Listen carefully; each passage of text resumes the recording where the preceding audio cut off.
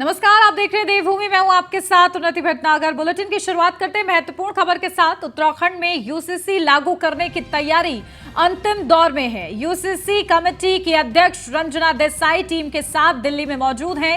Uniform civil code का draft आज नहीं सौंप रही है समिति, जहां रंजना देसाई दिल्ली में टीम के साथ करेंगी प्रेस कॉन्फ्रेंस। तो यूसीसी पर सीएम धामी का स्टैंड बीजेपी का अब सबसे बड़ा मुद्दा बना है। तो बीजेपी कार्यकर्ता घर घर जाकर यूनिफॉर्म सिविल कोड के बारे में जानकारी देंगे। यूसीसी से बीजेपी पूरे देश में एक बड़ा माहौल लोकसभा चुनाव से पहले तैयार करेगी। उत्तराखंड विधानसभा में यूसीसी का ड्राफ्ट जुलाई में सदन में पेश होगा। अपडेट ले लेते हैं, हमारे ब्यूरो चीफ सुदीप जैन हमारे साथ जुड़ गए हैं। सुदीप, देखिए यूसीसी का मुद्दा उत्तराखंड से वापस से जोर पकड़ा और अब इसको लेकर दिल्ली में समिति है और पूरा चर्चा हो रही है इस पर। क्या कुछ अपडेट मिल रही है फिलहाल? जी देखिए, जो समिति की चीफ हैं रंजना देसाई जी, वो अपनी टीम के साथ दिल्ली में हैं। कई महत्वपूर्ण पहलुओं पर उन्होंने अपनी रिपोर्ट फाइनल कर ली है। टीम के एक सदस्य से मेरी कल देर शाम बात भी हुई थी। उन्होंने कहा था आज हम मीडिया से दिल्ली में बातचीत करेंगे। देखिए, जहां तक यूनिफॉर्म सिविल कोड का इशू है, उत्तराखंड के मुख्यमंत्री पुष्कर सिंह धामी ने चुनाव से ठीक पहले इसका ऐलान किया था और पार्टी इस पर आगे बढ़ी। अब ये विषय इतना बड़ा हो चुका है कि बीते दिनों दिल्ली में भी एक हाई प्रोफाइल बैठक हुई, जिसमें प्रधानमंत्री नरेंद्र मोदी, केंद्रीय गृह मंत्री अमित शाह, पार्टी के अध्यक्ष जेपी नड्डा, प्रदेश महामंत्री संगठन बीएल संतोष और पार्टी के बड़े नेता पदाधिकारी मौजूद थे। जिस प्रकार से यूसीसी देश के अन्य राज्यों के चुनाव में मुद्दा बना या वहां इसको मुद्दे के तौर पर लिया जा रहा है, वहीं इसके पक्ष में समर्थन के लिए पार्टी एक बड़ा आयोजन करने जा रही है। पूरे देश में कार्यकर्ता जाके इसके नफा नुकसान बताएंगे और ये कैसे देश के लिए हितकर है इसकी जानकारी देंगे। कोशिश ये की जा रही है, क्योंकि कुछ दिनों पूर्व ही प्रधानमंत्री नरेंद्र मोदी ने अपने संबोधन में कहा था कि एक देश एक कानून होना चाहिए और उसी की दिशा में ये एक अहम सुधार है। गोवा के बाद आजाद हिंदुस्तान में उत्तराखंड ऐसा राज्य बनेगा जहां से यूसीसी की शुरुआत होगी। बिल्कुल, और देखिए उसको लेकर ड्राफ्ट भी तैयार कर लिया गया है। कब तक सौंपा जाता है ये देखना महत्वपूर्ण रहेगा। सुदीप, आप बने रहिए हमारे साथ, लौटती हूँ आपके पास। उत्तराखंड में बहुत जल्द यूनिफॉर्म सिविल कोड लागू होने जा रहा है। आज यूसीसी कमेटी की दिल्ली में अंतिम बैठक और प्रेस कॉन्फ्रेंस है। मुख्यमंत्री पुष्कर सिंह धामी ने सचिवालय में पत्रकारों से बातचीत करते हुए कहा कि किस संविधान के अनुरूप ही यूनिफॉर्म सिविल कोड उत्तराखंड में लाया जा रहा है। महत्वपूर्ण बात है कि चुनाव से पहले जो सरकार ने जनता से वायदा किया था, सरकार उस वादे पर आगे बढ़ रही है और जनता ने जो जनादेश सरकार को दिया उसका पालन किया जा रहा है।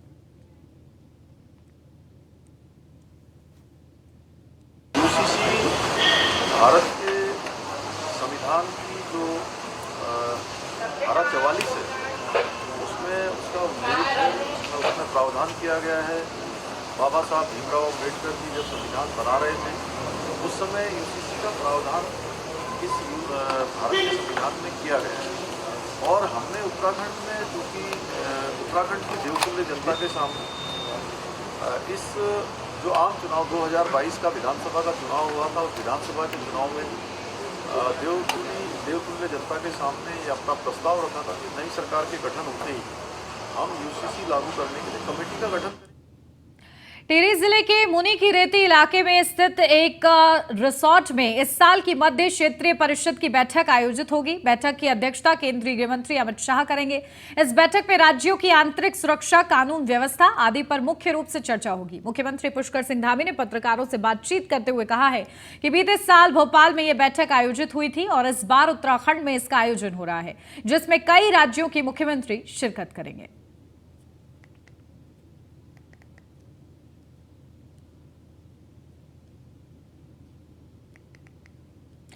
4 जुलाई से शुरू होने वाली कांवड़ यात्रा को लेकर प्रशासन की तैयारियां अंतिम चरण में हैं। यात्रा तैयारियों को अंतिम रूप देने के लिए बैठकों का दौर जारी है। सुरक्षा की तैयारियों को लेकर डीजीपी पड़ोसी राज्यों के साथ बैठक कर चुके हैं। तो वहीं मुख्यमंत्री पुष्कर सिंह धामी ने भी प्रशासन की तैयारियों को लेकर समीक्षा बैठक की है। पिछले साल कोरोना की सख्ती के बावजूद हरिद्वार में 3 करोड़ 80 लाख से ज्यादा कांवड़ियों ने पहुंचकर पिछले 10 सालों का रिकॉर्ड तोड़ दिया था। प्रशासन को उम्मीद है कि इस साल भी कांवड़ यात्रा नए रिकॉर्ड कायम करेगी। वहीं कांवड़ यात्रा की प्रशासनिक तैयारियों से मुख्यमंत्री पुष्कर सिंह धामी संतुष्ट दिखाई दे रहे हैं। वहीं डीजीपी अशोक कुमार ने कहा है कि सुरक्षा के दृष्टिगत हरिद्वार में ही करीब 5000 पुलिसकर्मी तैनात रहेंगे। इसके अलावा ऋषिकेश, नीलकंठ महादेव मंदिर और मुनि की रेती में अलग से फोर्स की तैनाती की जाएगी। इसके साथ ही पैरामिलिट्री फोर्सेस की 12 कंपनी मांगी गई है। साथ ही सभी राज्यों को यह जानकारी दी गई है कि सीसीटीवी से चप्पे चप्पे पर पुलिस की नजर रहेगी। ऐसे में हुड़दंग को किसी भी रूप में टॉलरेट नहीं किया जाएगा। यही नहीं, कांवड़ यात्रा में डीजे प्रतिबंधित नहीं होगा बल्कि नियंत्रित होगा। साथ ही यह भी निर्णय लिया गया है कि कांवड़ की हाइट 12 फुट से अधिक नहीं होगी।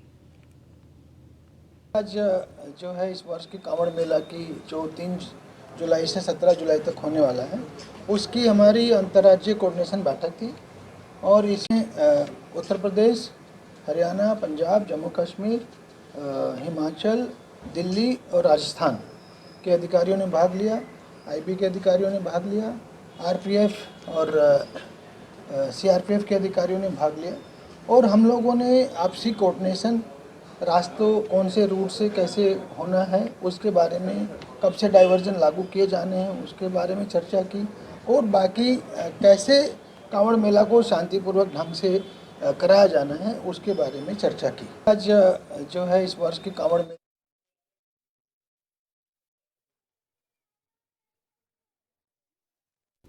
जैन भी हमारे साथ जुड़े, उनका रुख करेंगे, लेकिन इस बीच सीधा लिए चलते हैं दिल्ली, जहां यूसीसी को लेकर कमेटी वहां पर पहुंची हुई है, प्रेस कॉन्फ्रेंस चल रही है। क्या कुछ महत्वपूर्ण हो रहा है, आपको सीधा वहीं से तस्वीरें।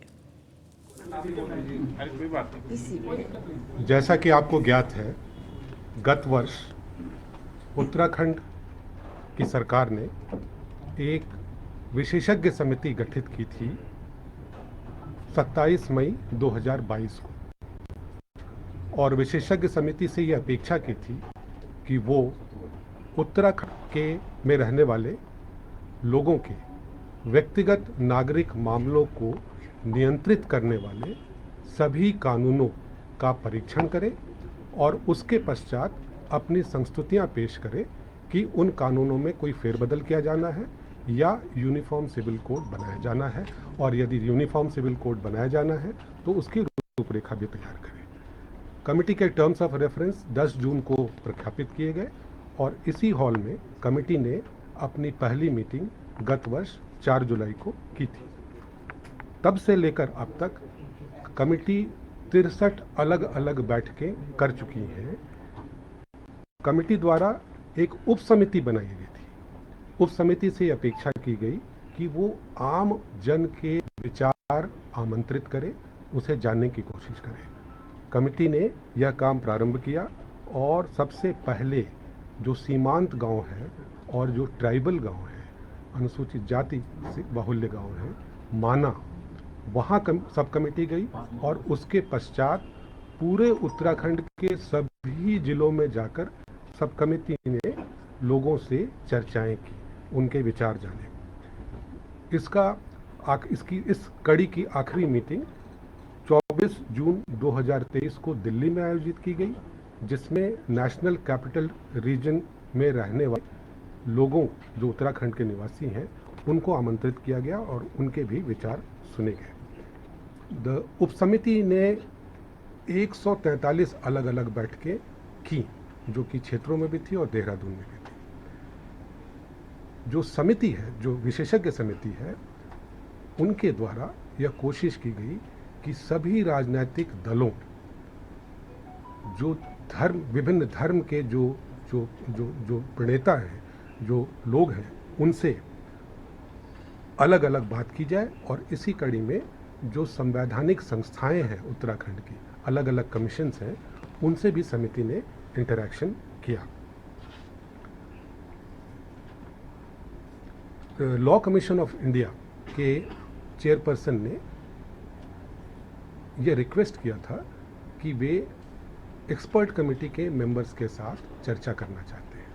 यह चर्चा 2 जून 2023 को आयोजित की गई, जिसमें दोनों ओर से सदस्यगण और दोनों चेयरपर्सन्स उपस्थित थे। जो एक्सपर्ट कमेटी है, इसने बड़ी मेहनत से सभी प्रकार के विचारों को जो आमंत्रित किए गए थे उसका अध्ययन करने की कोशिश की है। राज्य के अलग अलग क्षेत्रों में जो कस्टम्स और प्रैक्टिसेस हैं उसको भी समझने की कोशिश की है। साथ ही साथ देश में और प्रदेश में जो भी कायदे कानून व्यक्तिगत नागरिक मामलों को नियंत्रित करते हैं उनको भी ध्यानपूर्वक अध्ययन किया है। इस कड़ी में विदेशों में कई ऐसी जगह हैं जहां इस प्रकार के कोड्स लागू हैं, उनका भी परीक्षण किया गया है। यार छोटे से ब्रेक के लिए जल्द हाजिर होते हैं, आप बने रहिए न्यूज़ 1।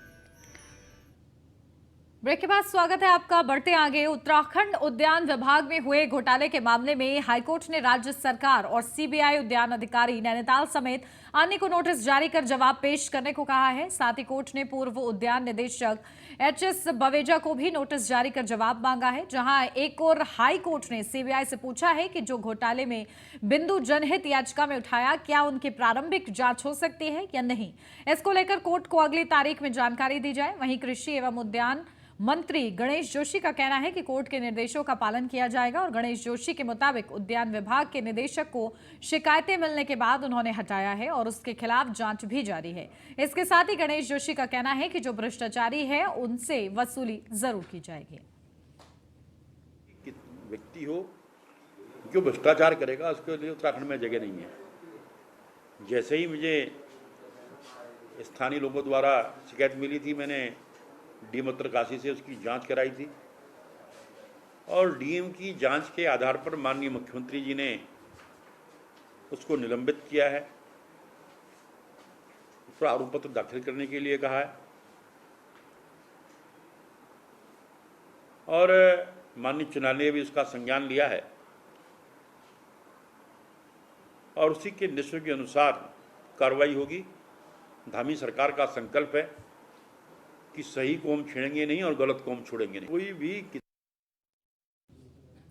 विधानसभा स्पीकर ऋतु खंडूरी ने शुक्रवार को सीएम आवास पहुंचकर मुख्यमंत्री पुष्कर सिंह धामी से मुलाकात की। माना जा रहा है कि दोनों नेताओं के बीच यूसीसी और खासकर लोकायुक्त के मसले पर बातचीत हुई है। तो मुख्यमंत्री पुष्कर सिंह धामी की यह खास मुलाकात सीएम आवास में ऋतु खंडूरी ने मुख्यमंत्री पुष्कर सिंह धामी से शिष्टाचार भेंट की है। मुख्यमंत्री पुष्कर सिंह धामी से मिली हैं स्पीकर ऋतु खंडूरी।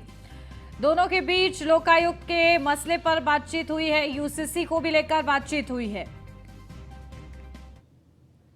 काफ़ी समय के बाद इस बार आदरणीय मुख्यमंत्री जी से मिली और इस बात का उन्होंने भी मुझे बोला कि हम लोग काफ़ी समय बाद इस बार मिल रहे हैं। कल तक मैं कोटद्वार थी और मेरे बहुत से ऐसे छोटे छोटे इश्यूज़ हैं कोटद्वार के, जिनको लेकर मैं आदरणीय मुख्यमंत्री जी के पास गई थी। चाहे वो घोषणाएं हों, चाहे वो कोटद्वार में हम कुछ चीज़ें और चाह रहे हों, विकास की कुछ चीज़ें चाह रहे हैं। तो बेसिकली मेरा जो आज मिलने का मकसद था वो ये था कि बहुत समय से मिल ही नहीं हूँ और दूसरा कुछ कोटद्वार के बहुत ज्वलंत मुद्दे हैं, उनको लेकर मैं आदरणीय मुख्यमंत्री जी से मिलने गई थी।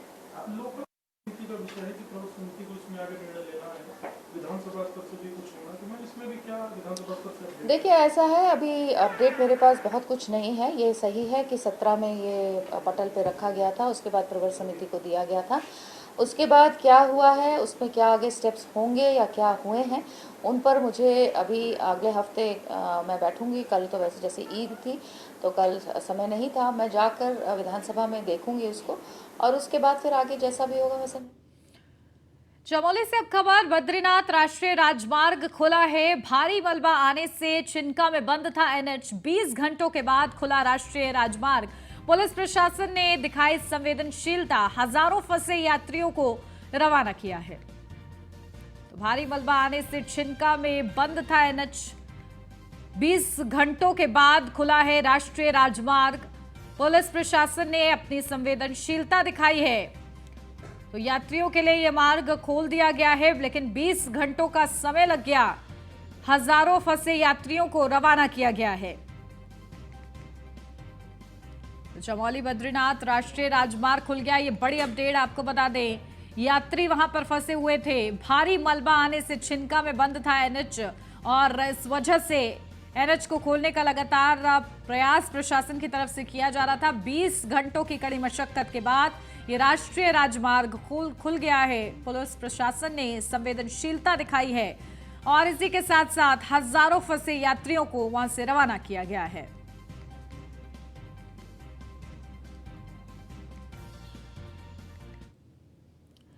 पहाड़ की स्वास्थ्य और सड़क की बदहाल व्यवस्था किसी से छुपी नहीं है। मामला पिथौरागढ़ जिले का है। यहां एक बुजुर्ग व्यक्ति बीमार हो गया, उसे अस्पताल पहुंचने के लिए एसडीआरएफ की मदद लेनी पड़ी। एसडीआरएफ के जवानों ने 12 किलोमीटर पैदल चलकर बुजुर्ग को अस्पताल पहुंचाया। बताया जा रहा है कि एसडीआरएफ के कमांडेंट मणिकांत मिश्रा को सूचना मिली, जिसमें बताया गया कि पिथौरागढ़ जिले में मुनस्यारी से लगभग 80-85 किलोमीटर आगे मिलम ग्लेशियर के समीप बोथी गांव में 62 साल के बुजुर्ग का स्वास्थ्य अत्यधिक खराब हो गया है। उन्हें तत्काल चिकित्सालय पहुंचाया जाना आवश्यक है। बुजुर्ग व्यक्ति का घर सड़क मार्ग से लगभग 12 किलोमीटर पैदल मार्ग की दूरी पर था। अत्यधिक दुर्गम मार्ग पर बसे बोथी गांव में संचार व्यवस्था भी नहीं है। ऐसे में बुजुर्ग के रेस्क्यू के लिए एसडीआरएफ की टीम की आवश्यकता है।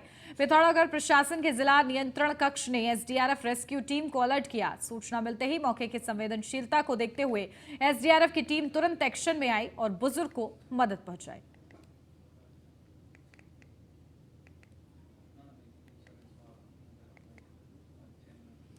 और इसी के साथ इस बुलेटिन में बस इतना ही। खबरों का सिलसिला आगे भी जारी रहेगा। बने रहिए न्यूज़ 1 इंडिया के साथ।